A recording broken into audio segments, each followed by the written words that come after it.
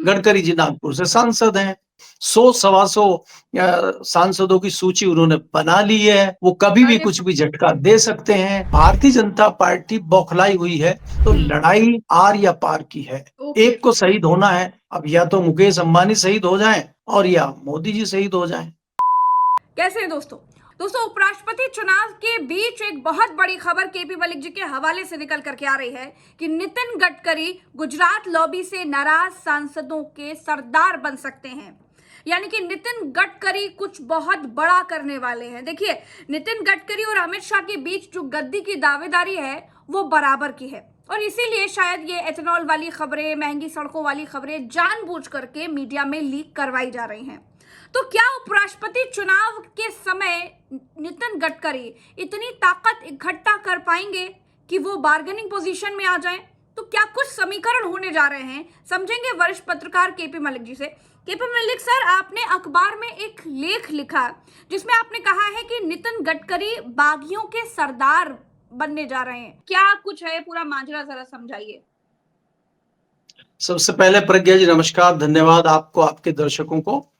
बात यह है कि आप पिछले कई महीनों से जो भारत की राजनीति में अगर हम देखते हैं, खासकर 2024 के बाद बड़ी उठाफटक चल रही है।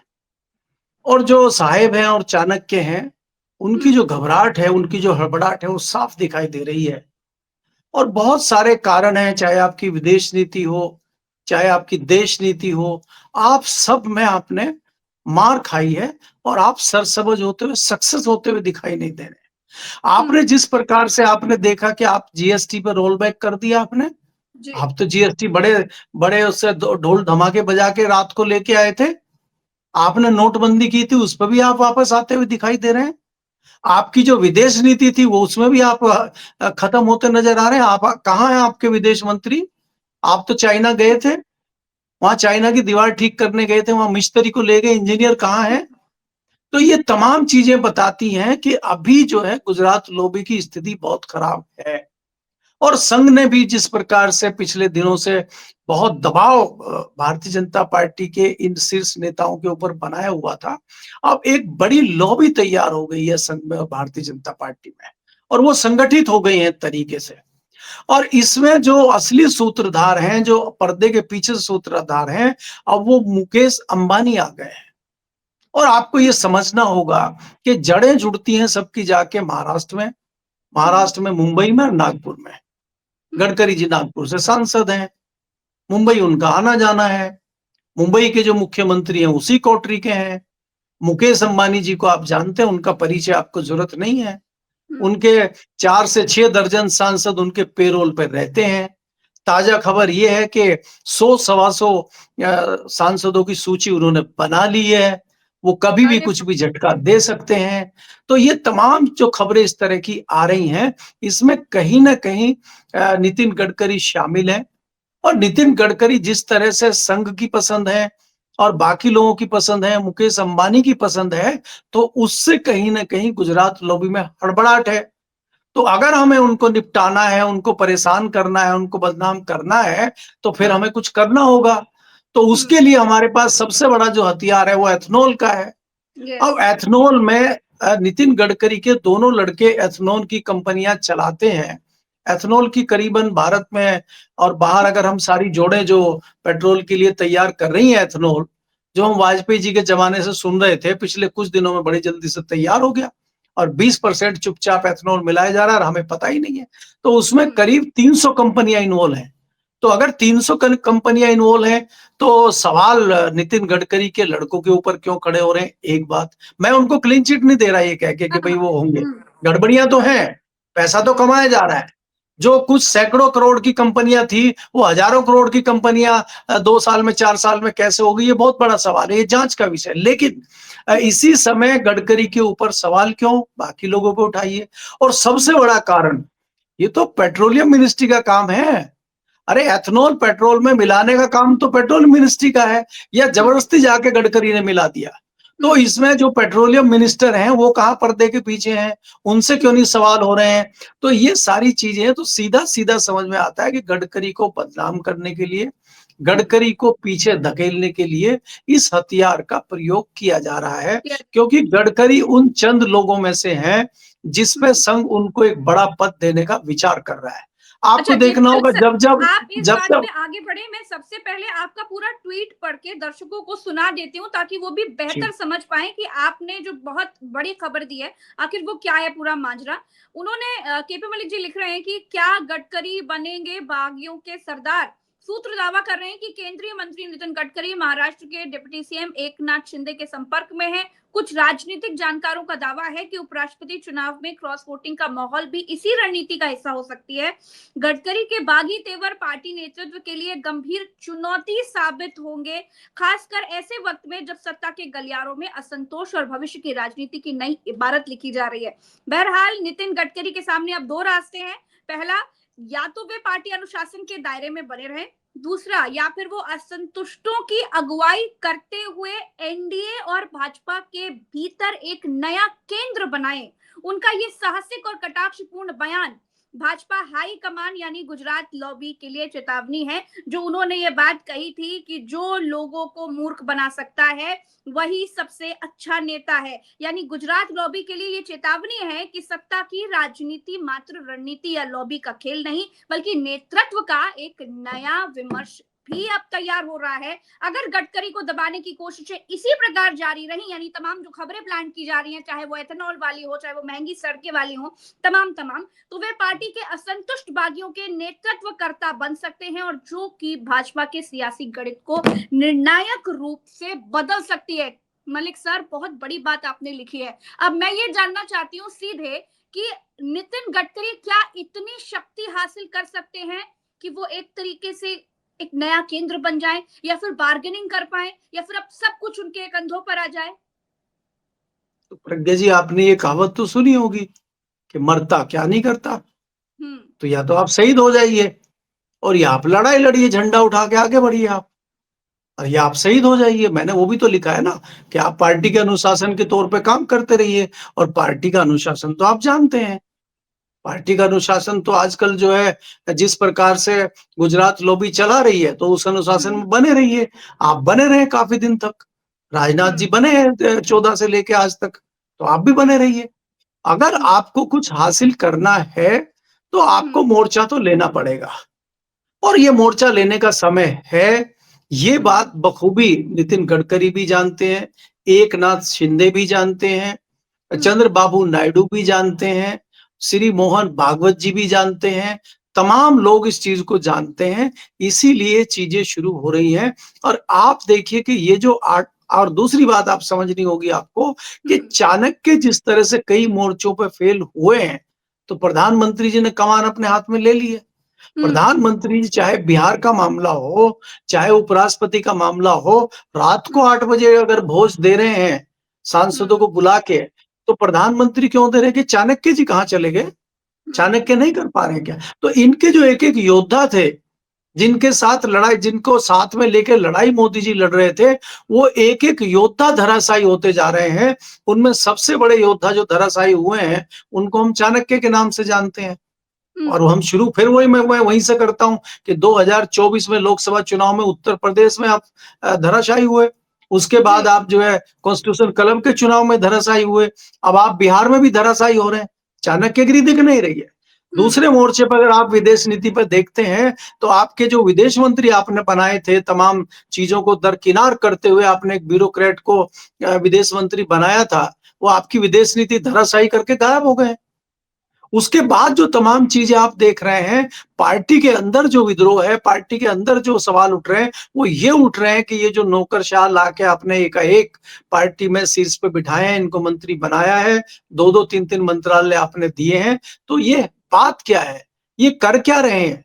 ये पार्टी के लिए और सरकार के लिए क्या एसेट है? तो उसका जवाब इनके पास नहीं है। इसलिए पार्टी के अंदर विद्रोहियों की और जो इनके खिलाफ लोग हैं, उसकी संख्या लगातार बढ़ती जा रही है, और वो एक खेमा तैयार हो रहा है।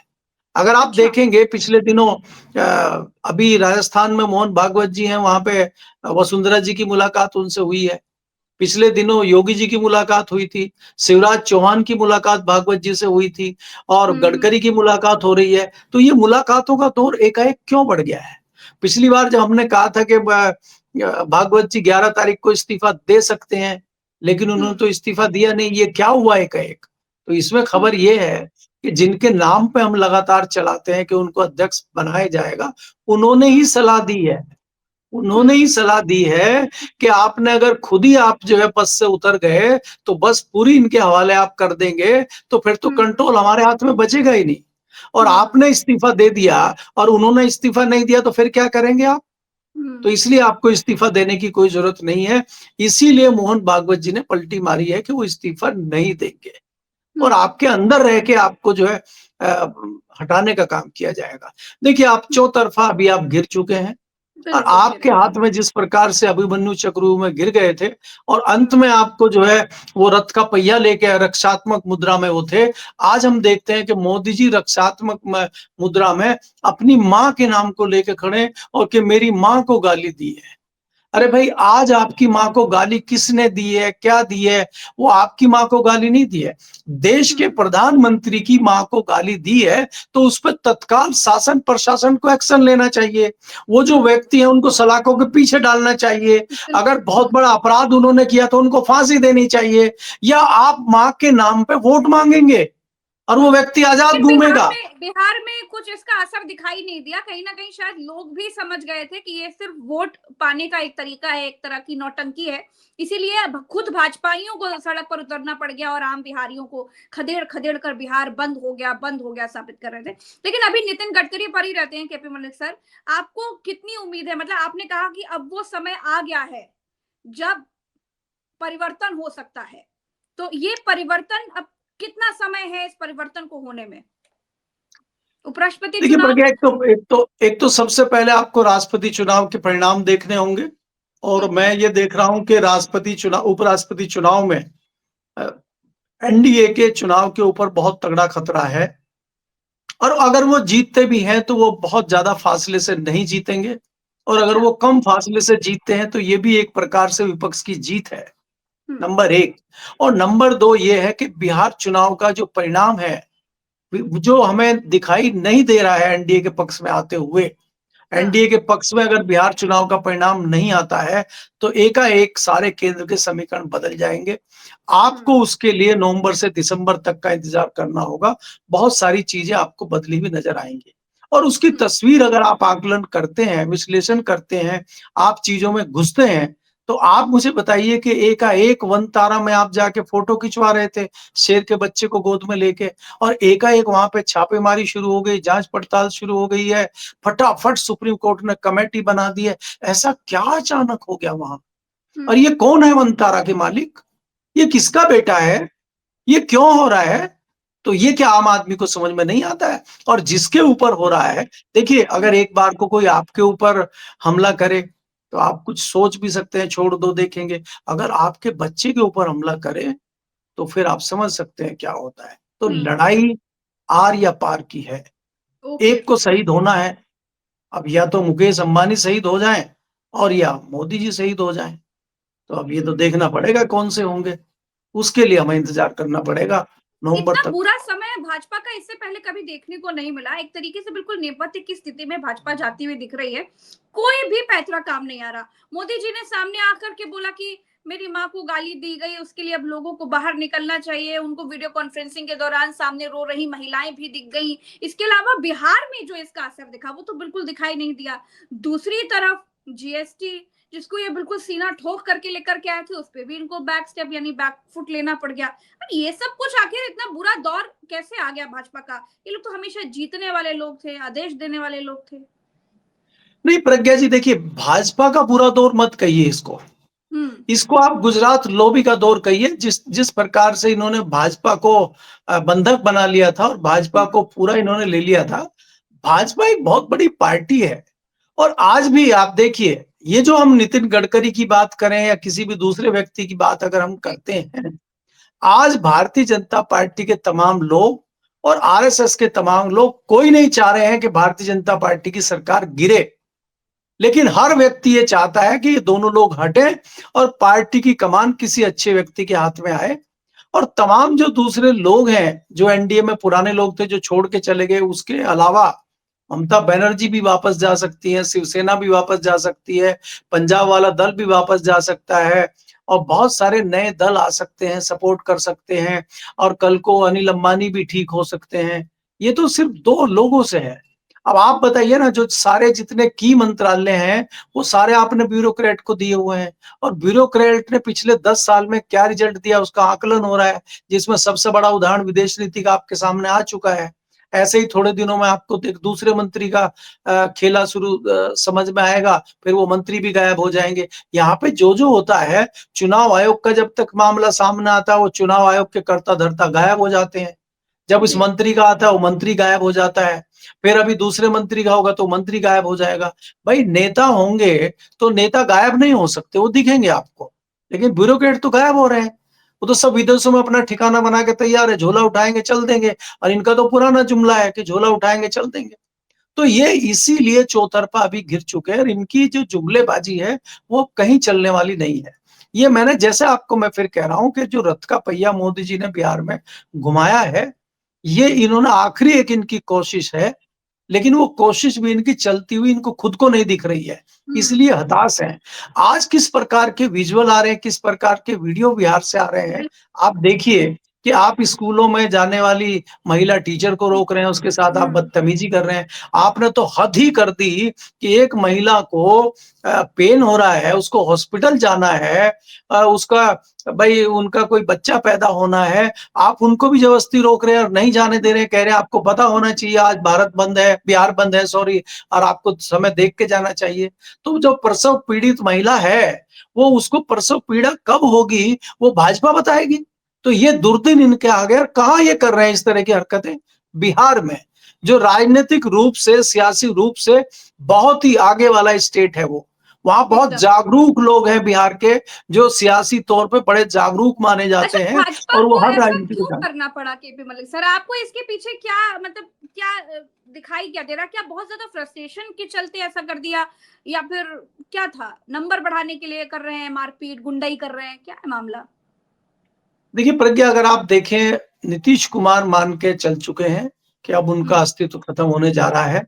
इसलिए आपको बहुत ज़्यादा एक्टिव ना आरजेडी के उनके उनके जो जनता दल के लोग हैं वो दिखाई दे रहे हैं, ना कोई हाँ, उनके मंत्री दिखाई दे रहे हैं, ना नीतीश कुमार खुद दिखाई दे रहे हैं। अगर नीतीश कुमार इस बिहार बंद में शामिल होते तो वो छुट्टी करनी चाहिए आपको हॉस्पिटल की और स्कूलों की, आपने नहीं हुँ, की।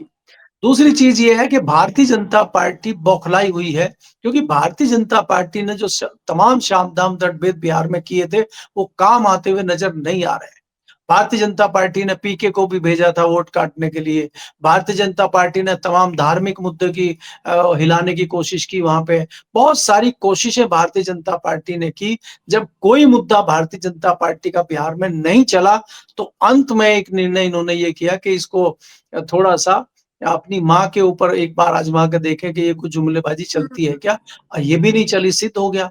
आज आप देखिए टुकड़ों में लोगों को दिखाई दे रहे थे जो भारत बंद की बात कर रहे थे, बिहार बंद की बात कर रहे थे, वो 4 से 6 लोग थे भारतीय जनता पार्टी के।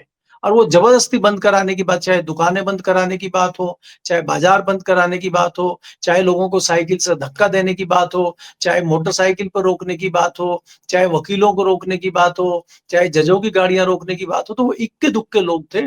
तो ये कहीं न कहीं हताशा और जो निराशा है, उसको दर्शाने वाले चित्र हैं ये। तो इससे हुँ, ज़ाहिर होता है कि भारतीय जनता पार्टी बहुत हताशा में बिहार में है हुँ। और हताशा के तहत ही वो इस तरह का आचरण कर रही है। जी। अच्छा, मोदी जी की माँ क्या सिर्फ भाजपा की माताजी हैं?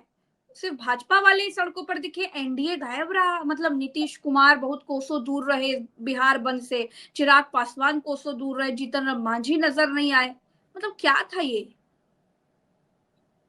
देखिए प्रज्ञा, ये तो आपको मैं पहले ही कह चुका हूँ कि मोदी जी की माँ को अगर कोई गाली दे रहे हैं, मोदी जी देश के प्रधानमंत्री हैं और वो कांग्रेस के भी प्रधानमंत्री हैं और वो नीतीश जी के भी प्रधानमंत्री हैं, चिराग लेकिन पासवान के एकता भी हैं, दिखाने का तो समय था सबके हैं, राजनीतिक तौर पर सबके देखा हैं, लेकिन उसके बावजूद लोग एकता नहीं दिखा रहे हैं, तो इससे आप समझ सकते हैं कि कहीं न, और वो तो मौसम विज्ञानी है। भाई बिहार के जो नेता हैं और चिराग पासवान के तो पिताजी माने जाते हैं कि मौसम विज्ञानी है। तो रामविलास पासवान का कुछ तो असर चिराग पासवान में होगा। तो चिराग पासवान भांप गए हैं कि सियासी बादल जो हैं वो छट चुके हैं भाजपा के। अब जो नए बादल होंगे, जो नई बरसात होगी, वो नए सियासी दल की होगी। इसीलिए वो अपने कील कांटे तैयार कर रहे हैं नई जगह जाने के लिए और नई जगह करने का। अभी आप देखिएगा ना सीट के बंटवारे पे इनका क्या हाल होगा। ये सीट के बंटवारे पे ये अलग जा सकते हैं। तो अभी बहुत सारी चीजें बिहार में होनी बाकी है और भारतीय जनता पार्टी के 1-2 पैंतरे और बचे हुए हैं।